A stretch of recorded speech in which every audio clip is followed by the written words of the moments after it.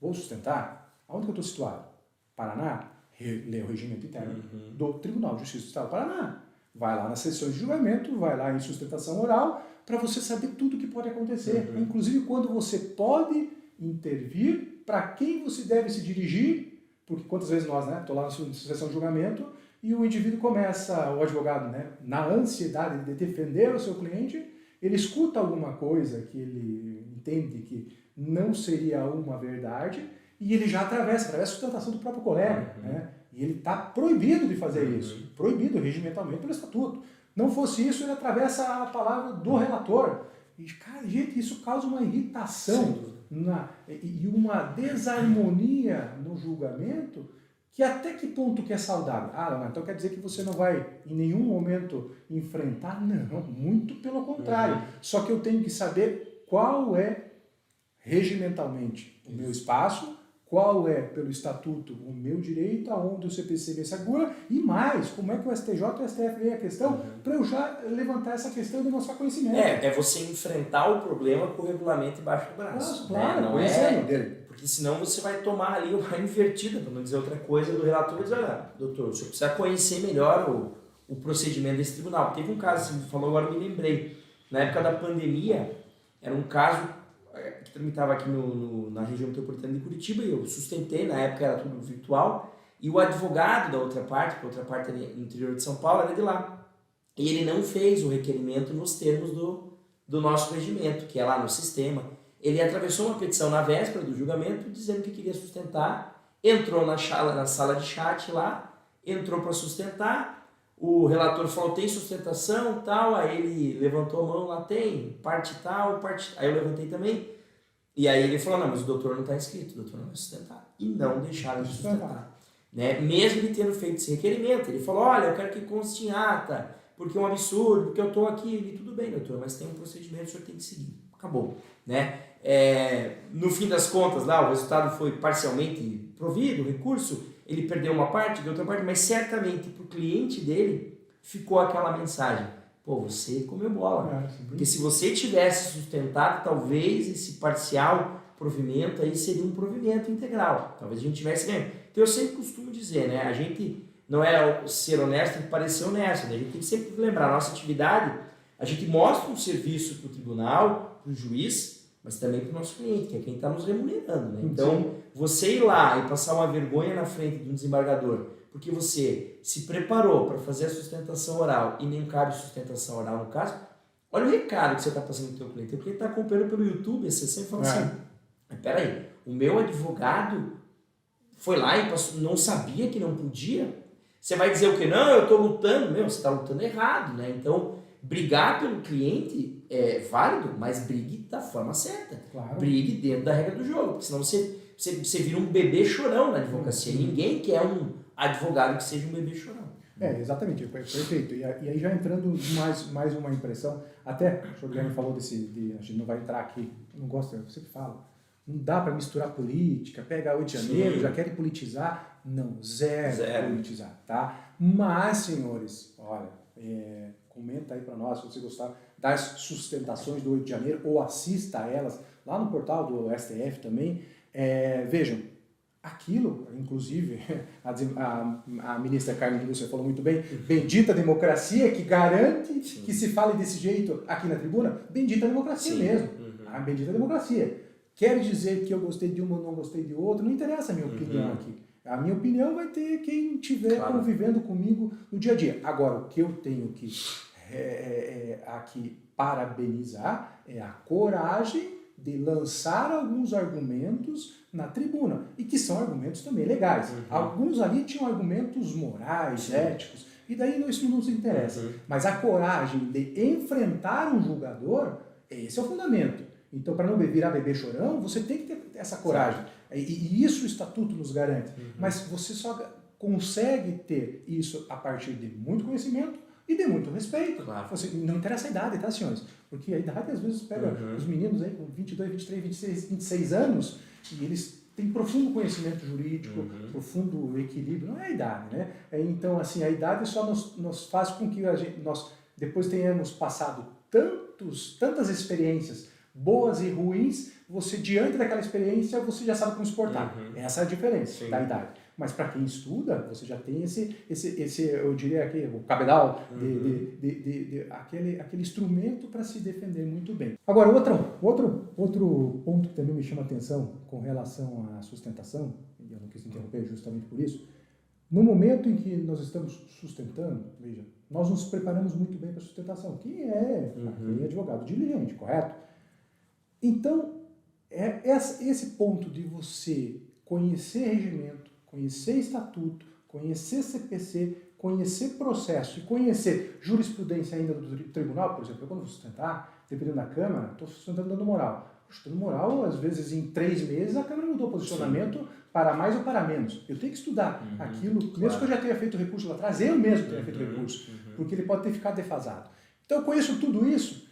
Para quê? Para chegar no momento da sustentação, que tem uma intervenção da outra parte, desligante, uma mentira, e eu vou ter que intervir, para que eu não perca o quê? Equilíbrio psicológico.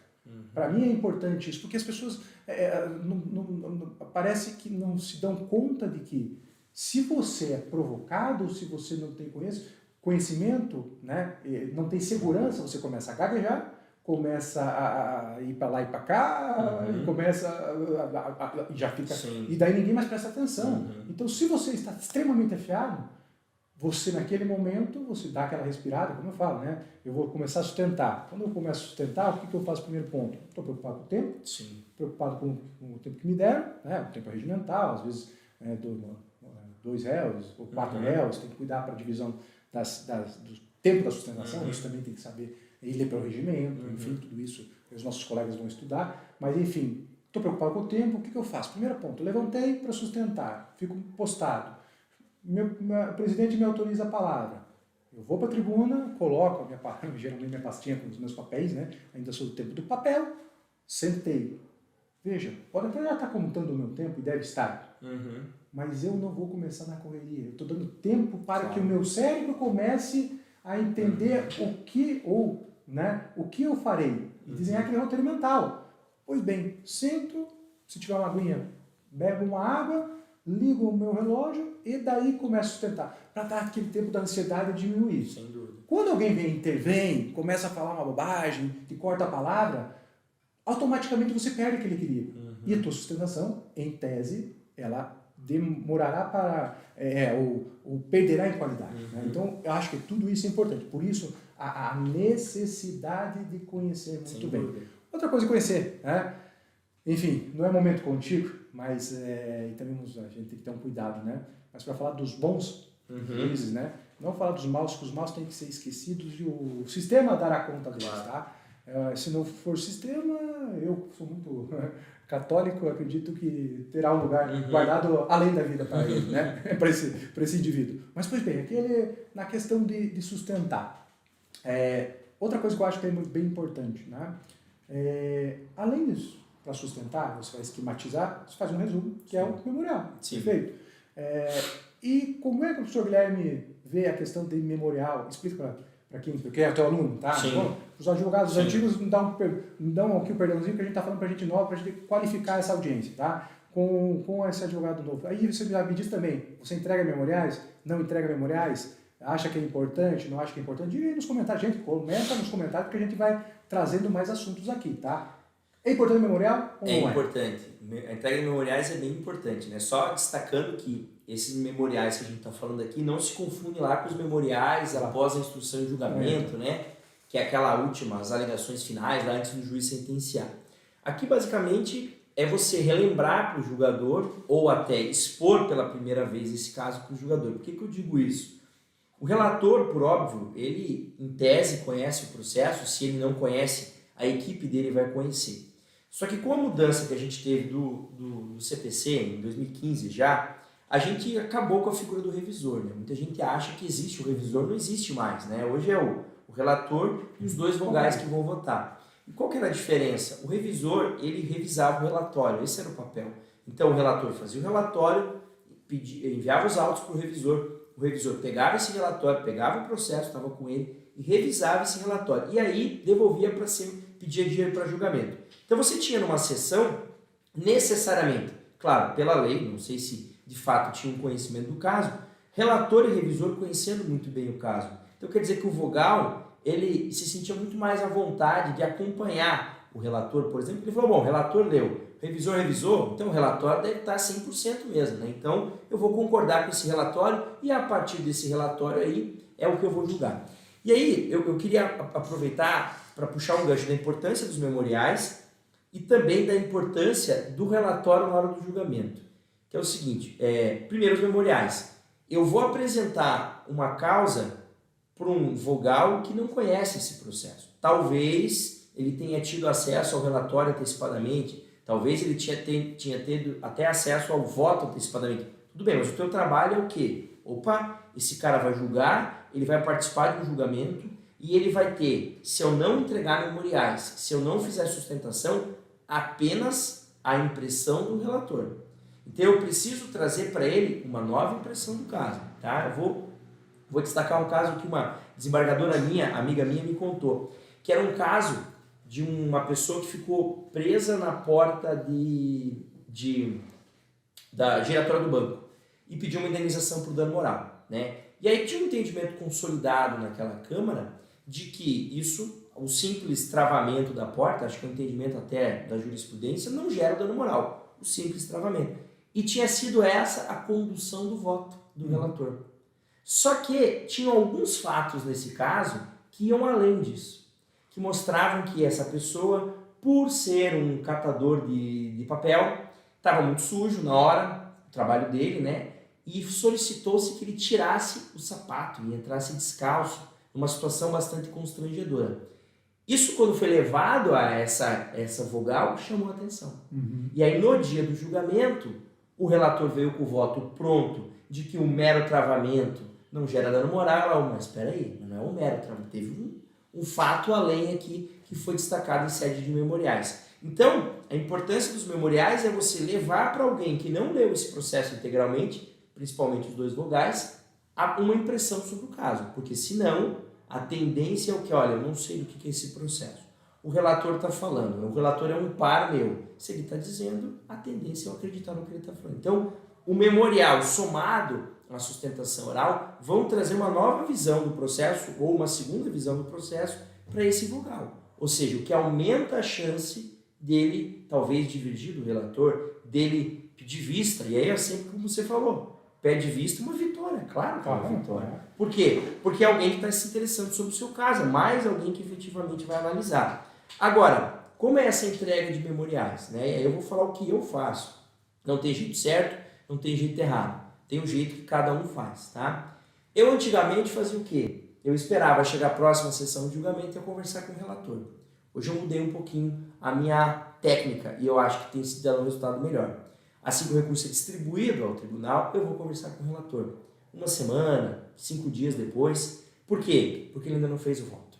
Se eu esperar demais a sessão, quando eu for conversar com ele, o convencimento está formado, o voto está pronto, fazer ele voltar atrás é mais difícil. Então eu vou antes, com o relator. Os vogais eu vou próximo ao julgamento. Né? E sempre costumo dizer, o julgamento é quarta, professor, você acha que vale a pena ir quando? Para mim, segunda, terça. Na semana anterior é um pouco ruim, tem um final de semana no meio do caminho ali. A chance dele esquecer é grande. Mas o julgamento é na segunda. Bom, mas não tem o que fazer, vai ter que ser antes. Claro. Então, cada caso é um caso, né? E o que colocar nesses memoriais? Sempre costumo. Cada caso é um caso. Vai ter situação que o teu memorial, você vai ter que destacar talvez um entendimento daquela Câmara. Para lembrar, olha, o vogal, não viaja. O entendimento dessa Câmara é esse há muito tempo. O juiz ignorou e eu quero que você reafirme o entendimento da Câmara. Tem casos que a situação fática vai ser mais importante, você vai destacar o fato mais importante. Mas o que eu acho muito relevante é entender, nem memorial, nem sustentação oral é o momento que você dá aula para juiz. Porque tem muito advogado que se perde um pouquinho nisso. Sobe um pouquinho demais, entra num nível de arrogância que quer dar aula. Uma vez eu presenciei um advogado sustentando, que era professor, e o relator falou assim para ele, olha, doutor, muito boa a sua sustentação, mas eu queria lhe lembrar que aqui não é a sua sala de aula. O senhor não está dando aula para ninguém aqui. Então tem que cuidar um pouco, né? Simplificar demais, isso é muito simples, isso é muito óbvio. Parece que você está chamando ali o relator de alguém despreparado. Ou atacar de forma desprezando teses contrárias, não é elegante, né? Porque você vai estar atacando uma tese contrária que talvez ele acate. Então, sempre com respeito, né? Eu acho que, até voltando, puxando o gancho do que você falou lá das sustentações no Supremo, o advogado ele tem que ser combativo, mas ele tem que cuidar, né? Para não virar falta de respeito, e aí ele vai chamar a atenção por causas diversas. E sempre tem que lembrar, eu estou ali não para defender só a minha carreira, estou ali para principalmente defender o cliente. Claro. Então eu tenho que cuidar. Às vezes, na ânsia de querer defender um ponto, porque eu acho que eu estou sendo prejudicado e eu acabo prejudicando o meu cliente. Então a gente tem que cuidar um pouquinho com isso daí. Esse é o velho dilema, né, de quem faz muito bem a academia e também, né, leciona muito. Às vezes você quer dar aula. Sim. E você esquece que o dar aula às vezes atrapalha, né? Com certeza. Enfim, não quer dizer que você tenha que não defender uma tese de forma mais bem elaborada, de forma vigorosa, mas é um grande problema. Uhum. Quando você estava falando de simples, eu lembrei de um caso acontecido acho que um mês atrás, né? Em que o advogado, enfim, foi entregar memorial, o relator. E aí, senhores, aí mais um problema, né? Se está gostando do papo, lembra aí, se inscreve no canal. Meu canal, Leonardo Agostinho Advogado, canal do professor Guilherme Correia, se inscreve, coloca o sininho para você se divertir, e também porque o canal, eu sempre digo isso, né? Relembrem, senhores, quando você faz isso, o YouTube entende como relevante, se ele é relevante, ele passa para mais pessoas, tá? Nós não estamos ganhando nada com isso, nada, zero, na realidade estamos deixando de trabalhar, tá? Sim. Cada um de nós estamos deixando de trabalhar aqui para tentar fazer com que os senhores e quem tem interesse nesse conteúdo possa ter acesso a esse conteúdo. Então escreve, compartilha, comenta, que é sempre muito importante. Até para a gente saber se a gente vai. No caso do Sr. Guilherme, ele continua produzindo. Às vezes eu posso parar de produzir, porque, né, isso aqui é só um plus a mais de um amigo meu. Mas voltando lá, a questão do que ocorreu há cerca de um mês atrás. Tá? O advogado foi entregar memoriais para o relator. Pressuponho que tenha sido em cima da hora. Tá? Uhum. Eu também, há muito tempo atrás, só levo memoriais quando chegou no gabinete para o relator, antes de formar conhecimento. Isso. Depois eu fico até meio constrangido de levar, e quando eu levo eu já chego pedindo desculpa. Falo, relator, eu sei que o senhor já relatou, o senhor já tem convencimento formado, mas minha obrigação como advogado é tentar advertir daquilo que eu, inclusive, usaria de expressão, ou usaria de fato, ou de argumentação na sustentação. Então o senhor vai ter conhecimento, para não dizer surpreendido. Mas, enfim, esse advogado chega e não tem nenhum demérito, nenhum erro aqui, não existe erro, tá, senhores? Porque o regimento interno não determina, o CPC não, é a experiência forense, tá? Então, o que acontece? O advogado chega para entregar memorial, o relator é bom, tá? O relator é bom, estudioso. Já ficou meio mal-humorado. Doutor, o senhor acha que entregar memorial para o relator, o senhor acha que eu não leio os meus votos? Eu não faço os meus votos? E já o advogado já dá aquela perdida, né? E já tem que falar, não, tá claro, mas enfim, tem relator que prefere que venha entregar, tem relator que não gosta, como o senhor não gosta, não conheço o senhor, enfim, o advogado se argumenta. Tá bom. Mas pro fato do simples, o advogado vai sustentar e esse relator não esquecer do fato, tá? Eu não sei porquê, tá? Pode ser que tenha algum temperinho aí que não estivesse claro ali para quem estava assistindo a sessão do YouTube, né? Mas enfim, o advogado vai sustentar e ele, de repente, dentro, não, porque o caso é simples. E sustentou o relator. Se o caso fosse simples, o advogado não tinha que ter entregue memorial. Se o caso fosse simples, o advogado não tinha que sustentar. Rapaz, e ele foi falando assim, cara, olha que complicado para o advogado. Está fazendo seu ofício, está fazendo seu trabalho, assim, e você tem que conviver também com esse espírito. Eu achei desnecessário, tá? Achei desnecessário, e eu conheço, não vou falar quem é, enfim, o relator, sei que é estudioso, professor também, enfim, mas foi desnecessário. Uhum. Foi desnecessário porque pode ser que tenha algum ingrediente, tá? E os senhores, aqui eu vou falar uma coisa, tá? Eu também não douro aqui a pílula, né? Se a gente tem que combater maus profissionais, sejam eles do judiciário, do Ministério Público, delegados, enfim, escrivães, e nós temos que também falar dos maus advogados. O advogado que vai sustentar sem saber do processo, o advogado que vai entregar memorial sem saber do que se trata. Poxa, eu também ficaria sem paciência. Uhum. Né? Se eu estudei, você que deveria ser o melhor conhecedor do processo, não conhece o processo, por que eu tenho que dar relevância para o teu processo? Eu entendo quando alguns juízes têm esse mau humor, mas lembre-se, são serventuários, servidores públicos. E como servidores públicos não podem escolher o seu trabalho. Ponto. Uhum. Simples assim. Não quer, exonera, vai embora. Sim. Ponto. Acabou, aposenta. Tá? Então, assim, se espera. Eu entendo o comportamento, entendo, às vezes, o mau humor, mas você é servidor público, né? Claro. E conviva com isso, oficia para a OAB, dá uma divertida, que tá tudo dentro do jogo, tá? Mas quando você está falando do simples, olha como é complicado, né? Você fala que a expressão é simples e o relator fala, se fosse simples, o senhor não precisava sustentar, doutor. E ele já te dá uma quebrada na perna, fica até feio, né? Enfim, então tem que ter esses cuidados. Mas com isso, o que eu queria trazer para a gente, já se encaminhando quase para o final da nossa conversa, dessa primeira parte, quem sabe se a audiência gostar, a gente pode conversar e contar mais alguns causos, né? A questão outra coisa que eu acho muito importante, tá?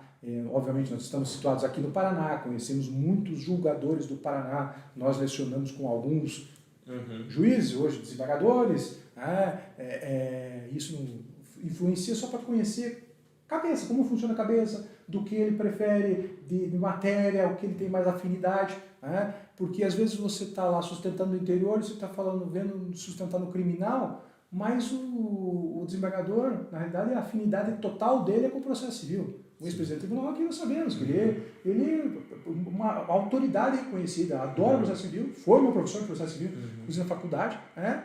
E hoje está lá no âmbito criminal. Quer dizer, é juiz, pode ficar no âmbito criminal, tá? Mas qual que é o grau da afinidade, né? Enfim, então às vezes você pode temperar a tua sustentação do criminal com um elemento do processo civil, né? Porque não deixa de ser teoria já do processo, correto? Então às vezes conhecer o ambiente que você está sustentando, conhecer os componentes, às vezes os senhores não sabem como você vê uma discussão entre os integrantes do quórum que você não sabe, mas é discussão interna, problemas internos, interna corporis, tá? Que não tem nada a ver com nós, cidadãos, com nossos casos, mas você tem que saber para saber como abordar, né? Imagina que eu digo, se você não conhece quem está te julgando e você chega e tece um elogio por um vogal, você já criou antipatia com aquele relator ou outro vogal, porque ele não gosta do cara. Exatamente. Então, simplesmente conheça para que você não cometa esse pecado. Então, senhores, não é tão simples assim o sustentar, não é tão desnecessário assim sustentar, tenho certeza disso, mas você tem que estar muito bem preparado. Né? Então, assim, essas nossas conversas aqui é para tentar falar, senhores, nunca superestime o interlocutor, nem subestime esse interlocutor, porque você pode acabar caindo e cometendo pecados que podem gerar um inegável problema para a sua tese. É isso aí. E aí, só para pegar o gancho do que você falou do conhecimento, né, do ambiente que você está.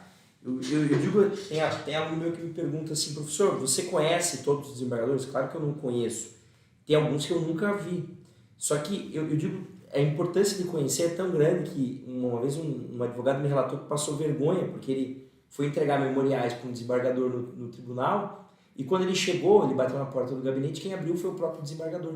Só que como ele não o conhecia, ele falou, eu vim falar com o desembargador tal. Aí ele assim, o senhor marcou horário? Não, eu queria marcar. Não precisa, pode falar agora.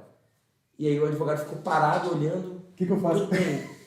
Pode ser agora. Então, fale, doutor, o que é? Me entrega. Não, eu quero entregar para o desembargador. Aí o desembargador sou eu.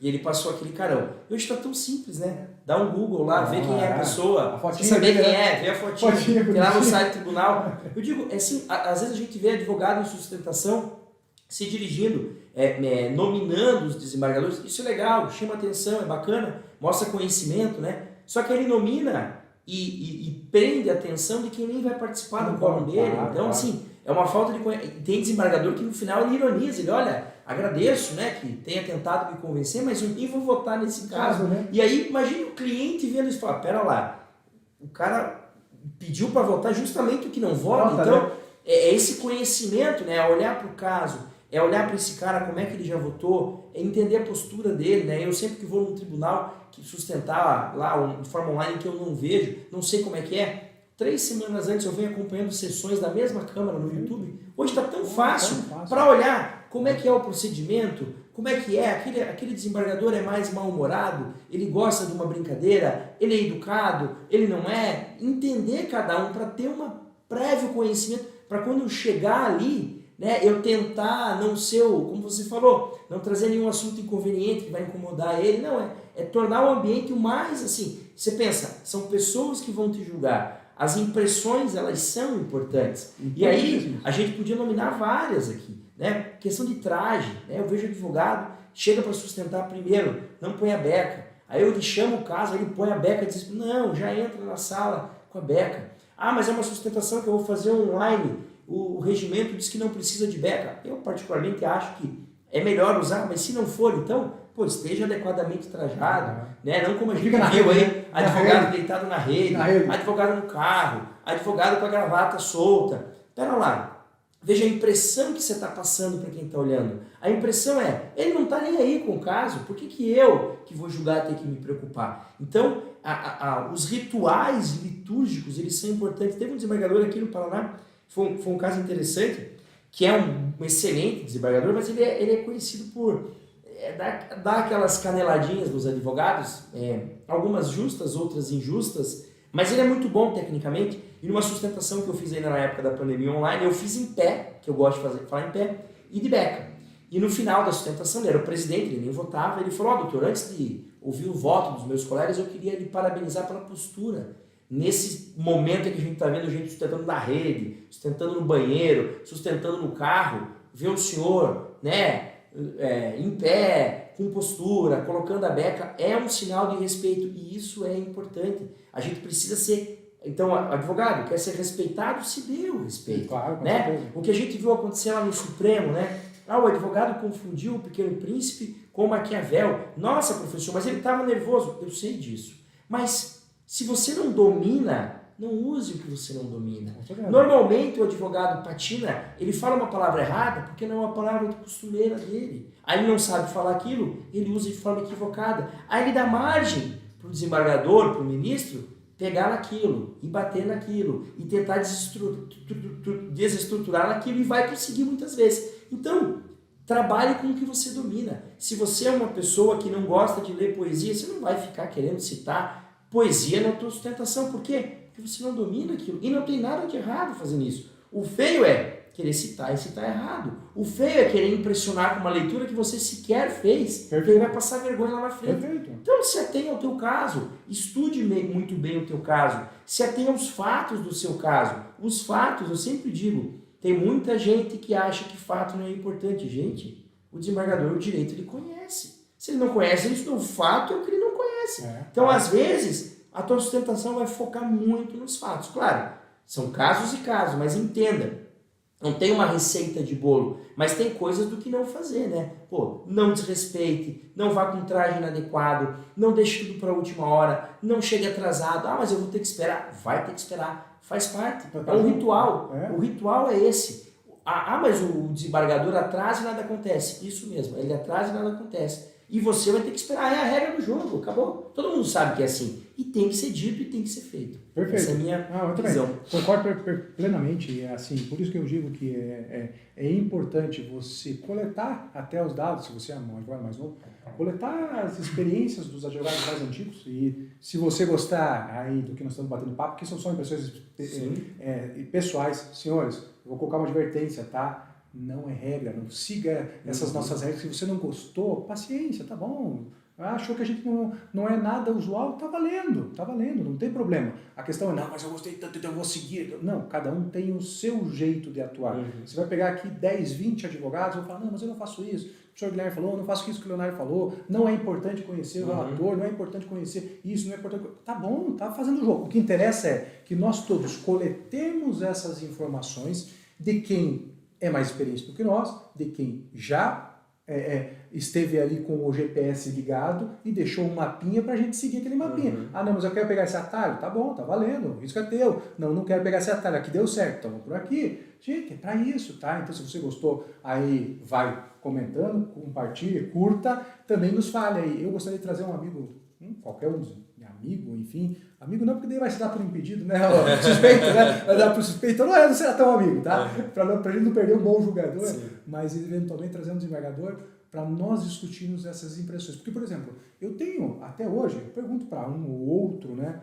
Aquilo que eu comecei a falar, fulano, mas eu não sustento tudo. E até hoje eu acho que eu não angariei o respeito que eu deveria ter por não sustentar tudo. Né? O que eu quero dizer com isso? Não, vocês têm que me conhecer. Não é isso. Não, doutor, eu vou prestar atenção porque o senhor não vem de vez. O senhor vem aqui só de vez em quando. Fala, venho. Não é porque eu não tenho processo. Claro. Tá? Não é porque eu não tenho processo. Se eu quiser, eu sustento toda semana, no mínimo 6, 8 sustentações por semana. Tá? De processos meus, não de processos de colegas, de processos que eu vou atuar só em tribunal. Não, eu passo a semana inteira sustentando, mas eu não vou sustentar porque eu não acho adequado, justificável sustentar em casos como disse, uma legião de 8 mil. Gente, é vergonhoso ter que sustentar para menos do que isso. Sim. Deixa o código julgar, se achar que é adequado, valendo, se não achar que é adequado até o limite, tá valendo também. Então, assim, mas eu não sei, às vezes a gente tem, por isso que se você quiser, pergunta se é importante, às vezes, fazer um bate-papo entre, né, academia, com também advogado e eventualmente um membro